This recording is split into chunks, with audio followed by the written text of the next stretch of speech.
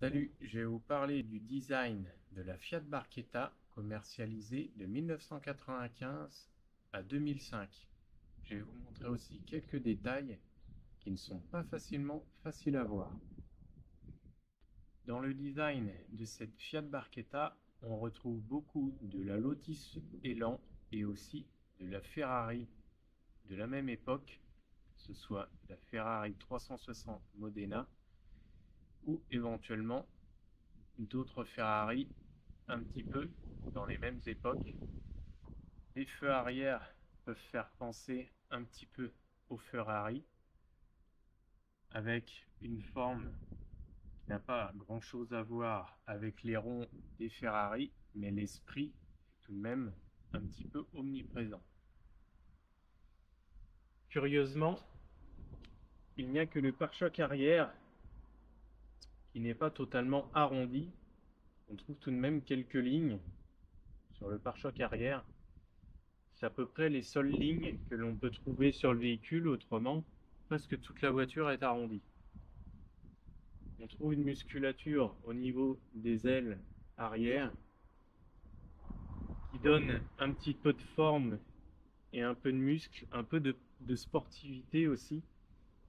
Des bavettes, curieusement bien intégrées malgré tout, incorporées au pare-choc arrière. Sous le pare-choc, on trouve une petite lame qui est assez discrète, qu'on ne voit pas forcément très facilement. Il faut être relativement loin du véhicule.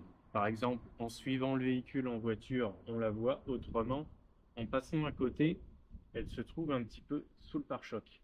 Alors, un peu dissimulé. De style néo-rétro, la Fiat Barchetta a été dessinée dans les années 90 et le dessin final a été concrétisé en 1993. Cette Fiat a été dessinée par plusieurs designers et au départ dirigée par Chris Bangle. On voit bien la petite lame à l'arrière, sous le pare-choc. Très discrète, on ne la voit principalement que de très loin. C'est plutôt une très belle finition puisque le véhicule aurait pu être un peu bâclé à ce niveau-là. Et on trouve une grosse lame avec des barrettes de renfort, des petites lames, vraiment toutes petites, tonquies avec des toutes petites barrettes. Le véhicule est à ce niveau-là vraiment très bien fini. De l'arrière jusqu'à l'avant, on trouve cette ligne qui dépasse fortement de la carrosserie. Elle commence à baisser sur la porte. Ici, elle s'affaisse fortement et ensuite, elle remonte pour enfin replonger à l'avant de la voiture. Alors cette ligne est très importante parce qu'elle suit les courbes de la voiture, que ce soit à l'avant, au niveau de la porte, la hauteur de la porte, comme au niveau de l'aile avant. Et elle a aussi pour but de rigidifier un petit peu les flancs. Les tôles sont ainsi beaucoup plus robustes quand on appuie sur le véhicule. Par exemple, si on vient frotter un petit peu les panneaux, les portes, en la lavant par exemple avec une éponge,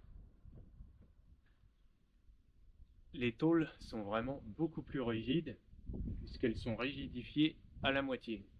Autre détail de style, les petites poignées de porte sont très originales puisqu'il faut appuyer sur un bouton poussoir et enfin tirer pour ouvrir la porte. Un détail presque invisible sur cette Fiat Barchetta, la porte légèrement courbée en son milieu.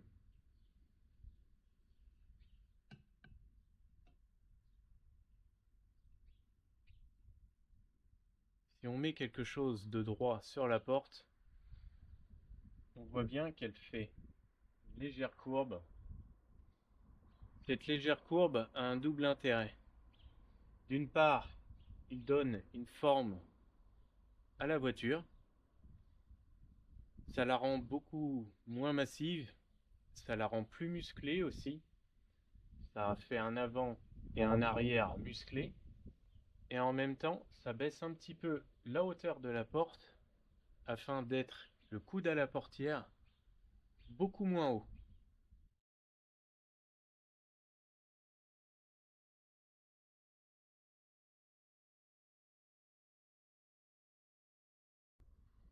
Les rétroviseurs sont très jolis, mais de plus, ils sont rabattables.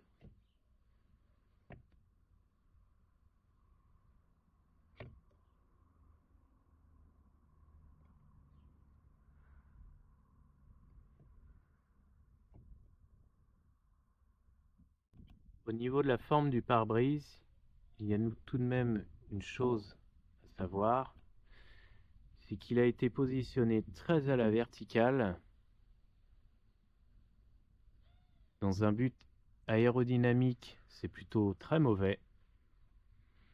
Il est très court, il est tout de même très petit, mais ça fait gagner un petit peu de longueur sur la partie avant, parce que au lieu d'avoir un pare-brise qui arrive ici, avec un pare-brise très incliné et beaucoup plus long, on aurait eu un pare-brise qui venait bien plus en avant, mais qui réduisait aussi la silhouette au niveau de l'avant.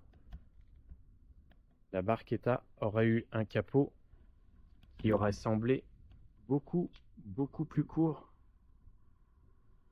que ce qu'elle a.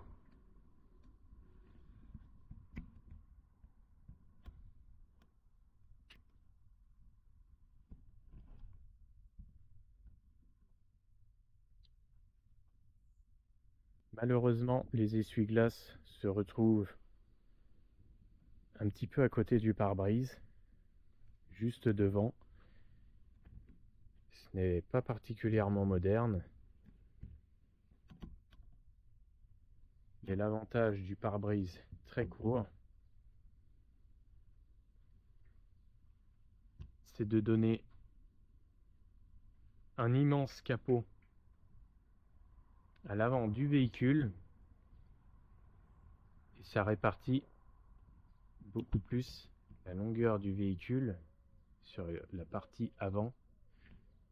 Alors le capot n'est pas immense puisque on a un tablier devant avec une aération qui comprend aussi les gicleurs de lave-glace.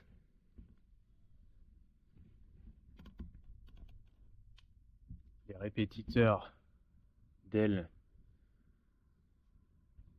font un peu penser à une auto-tamponneuse.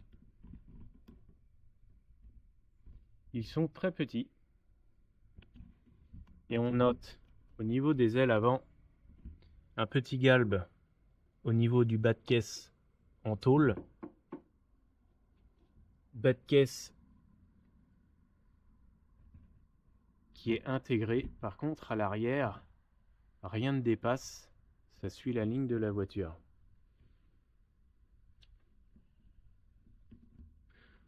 On trouvait plusieurs jantes sur les Fiat Barchetta. Les jantes alu étaient malheureusement une option. On trouvait pas mal d'équipements sur la Barchetta. Il y avait un béquet à l'arrière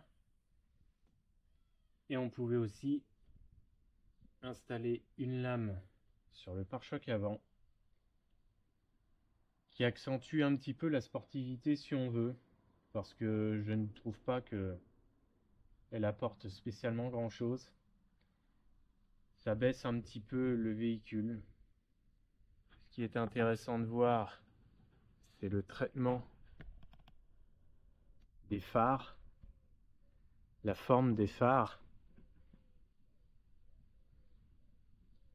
qui ne sont pas sans rappeler la Ferrari 360 Modena. Et ce qui est assez original, ce sont les clignotants. On a rarement des clignotants aussi originaux sur un véhicule. Et ce qui est aussi très réussi, c'est la forme des anti-brouillards. Alors c'est un véhicule qui est tout de même un peu né dans les années biodesign et surtout dessiné dans les années biodesign. Alors on retrouve beaucoup de formes en courbe, bien sûr. Le véhicule est tout en rondeur, avec beaucoup de courbes, des formes très adoucies. Et on trouve aussi de très belles formes à l'avant de la voiture, des formes qu'on ne voit jamais. Les ailes avant sont légèrement proéminentes, avec un capot légèrement creusé. Le capot qui est vraiment en pente douce et qui se termine en pente beaucoup plus rapide. On voit les espaces au niveau du capot. On voit bien le creuset qu'il y a sur le capot. Le capot est très très bien dessiné, vraiment très joli. Mais la face avant du véhicule, je pense que elle a reçu énormément d'attention, puisque on voit une partie en courbe. Ici, on s'arrête dans le prolongement du phare et du capot. Ici commence une autre courbe qui dépasse, qui s'arrête ici, dans l'alignement du phare et du capot. Et enfin, une courbe différente. On a donc une courbe au niveau de la calandre qui est totalement différente de la face avant. Et cette courbe épouse à peu près la même forme que la courbe du capot. On est à peu près dans le même alignement ici et là. En général, les pare-chocs sont toujours en ligne d'un bout à l'autre et on voit bien que le pare-choc a une courbe qui n'est absolument pas naturelle. Ici, on a une forme puisque c'est creusé.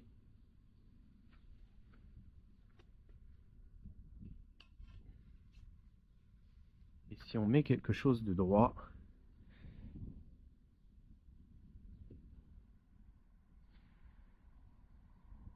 on voit bien le travail qui a été réalisé sur le pare-choc. À ce niveau-là, c'est incroyable puisque une voiture dessinée comme ça, sculptée pour un prix vraiment modique, c'était vraiment une prouesse de la part des designers. Autant certains véhicules sont dessinés à la va-vite, on ne peut pas dire que la Fiat Barchetta aura été dessinée à la va-vite. Au niveau de la ligne extérieure, la Fiat Barchetta est tout simplement exceptionnelle. On retrouvera très difficilement une carrosserie aussi sculptée, aussi travaillée. Le design de cette Fiat Barchetta est quasiment digne d'une Ferrari. On voit bien la forme du capot, des ailes et enfin les phares et le pare-choc avant du grand art. La capote de la Barchetta n'est pas la grande réussite du véhicule, un peu banal, voire très banal. Par contre, l'arrière du véhicule est très bien dessiné, avec des ailes arrière proéminentes, un arrière un petit peu plus simple comparé à la face avant, mais tout aussi bien dessiné.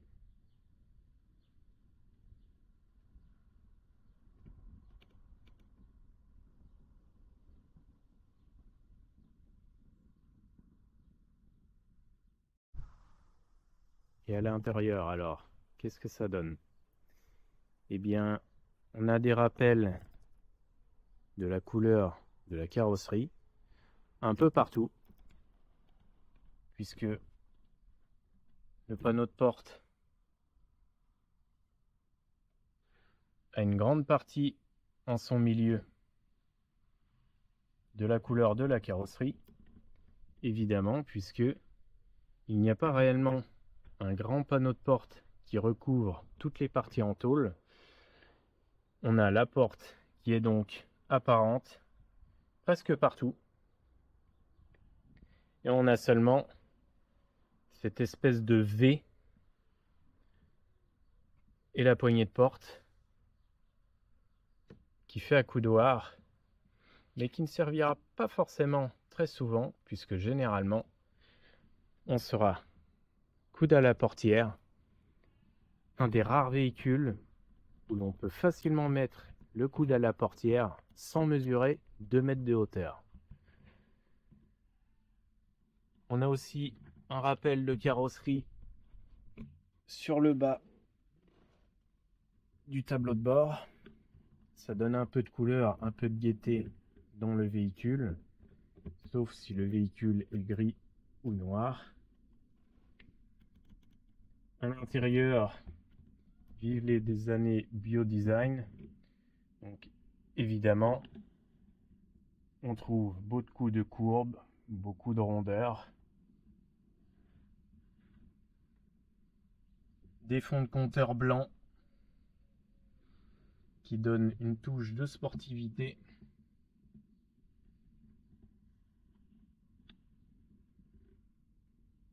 Des aérateurs qui avaient un semblant de modernisme à l'époque.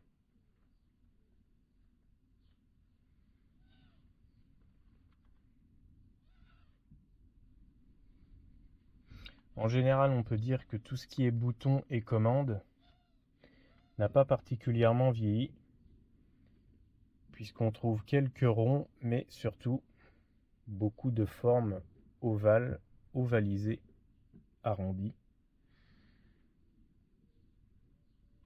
Où sont les boutons rectangulaires? Il faut vraiment les chercher. On va plutôt trouver un peu de forme rectangulaire au niveau du plafonnier.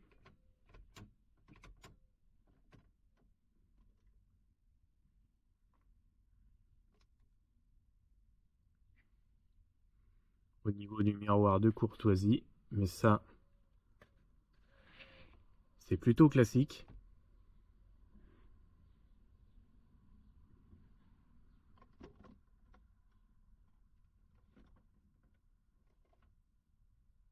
Une boîte à gants relativement profonde.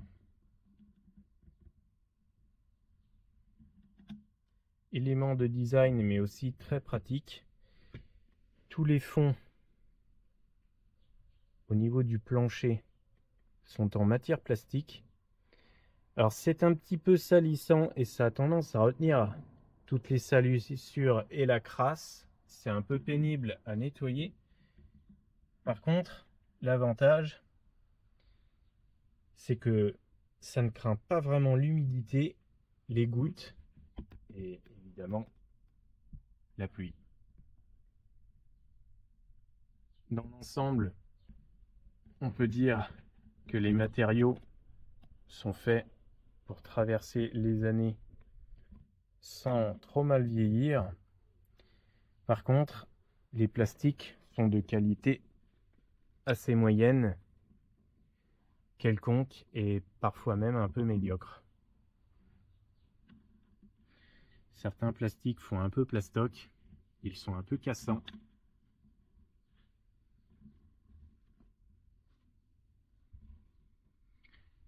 Les seuils de porte apportent une touche de chrome qui n'est pas du tout existante sur le véhicule. Par contre, au niveau rayures, ils sont très sensibles. Les sièges sont plutôt bien dessinés. Ils apportent un maintien confortable.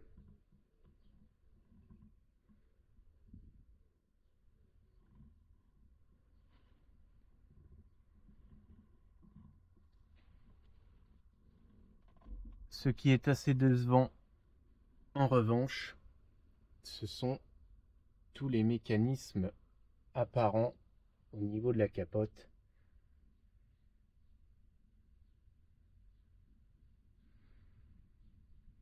À ce niveau-là, la plupart des constructeurs n'ont pas eu de mal à faire mieux. Il n'y a vraiment que la partie avant de la capote, ce qui est devant les yeux du conducteur et passager, qui sont relativement bien traités, mais il vaut mieux ne pas tourner la tête, autrement on voit des mécanismes pas forcément jolis, mal intégrés et de la boulonnerie. Voyons voir ce que ça donne décapoté, parce que c'est tout de même l'un des plus jolis roadsters et on peut facilement lui pardonner quelques petits détails de finition.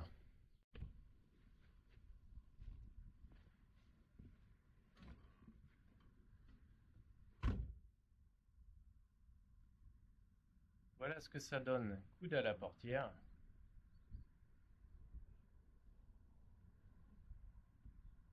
On peut même laisser son bras pendre, puisque la porte est relativement basse. Pas besoin d'être grand, même les petits gabarits de moins d'1,60 m sont plutôt à l'aise dans cette Fiat Barchetta.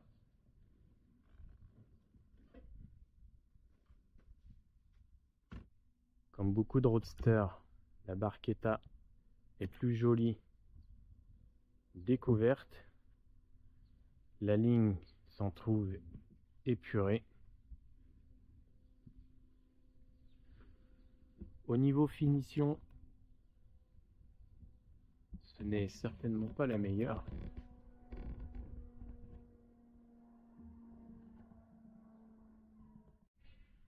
Capote repliée, on a seulement les ceintures de sécurité qui dépassent.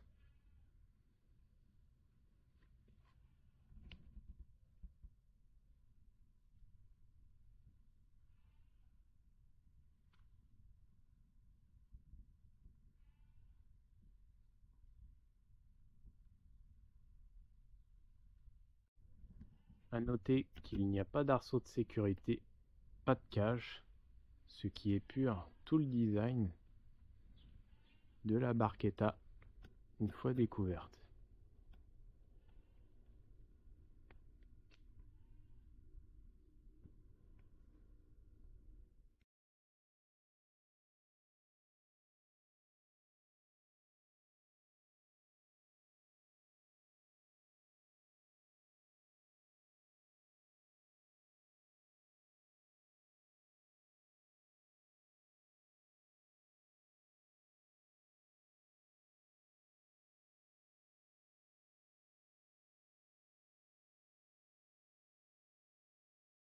À part les ailes arrière, légèrement, très légèrement bombées, les flancs du véhicule sont très très plats. La porte est légèrement rentrée, ce qui donne tout de même un petit peu de forme à la voiture.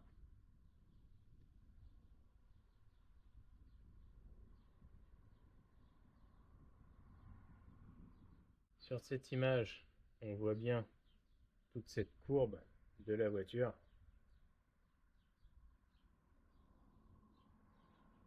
J'espère que ce design vous aura plu et je vous dis à bientôt pour un autre design.